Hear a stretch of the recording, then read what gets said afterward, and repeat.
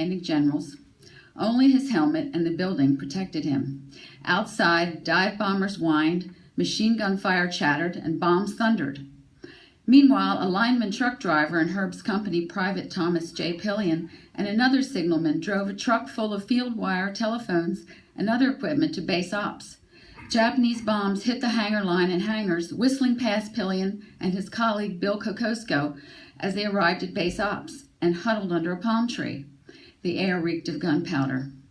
Lieutenant Colonel Guy N. Church, the ranking signal officer, drove up in his staff car and got out with his arms full of sporting guns. He handed Pillion and Kokosko each a shotgun but no ammunition.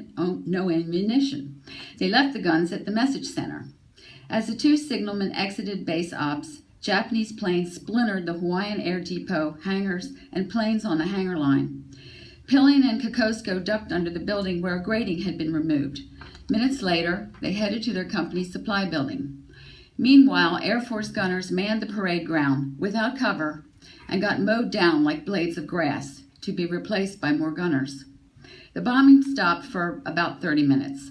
Ambulances began picking up the wounded. Then the bombers returned, blasting Hickam for another 15 minutes. This time, some Japanese planes exploded from anti-aircraft fire. When an enemy plane blew up, everyone stood up and cheered as if at a baseball game. The enemy hammered supply buildings, the base chapel, enlisted men's beer hall, and guardhouse. The sparkling new consolidated barracks shook repeatedly with the force of the explosions, which splattered food, trays, and the bodies of men in the chow hall. Almost all of the 100 Japanese bombs dropped on Hickam hit a target. Reportedly the most heavily bombed building on Oahu, the barracks burned for 4 hours. Bodies lay everywhere. Though at first some men at Hickam wandered about, panic-stricken, most took heart and fought back, firing .50 caliber machine guns, Thompson submachine guns, Colt 45 automatic pistols, and even World War I-era bolt-action Springfield rifles. They may as well have thrown those guns at their attackers. 35 Army Air Force planes took flight, some engaging the enemy and others in pursuit, unaware the Japanese had already left the area.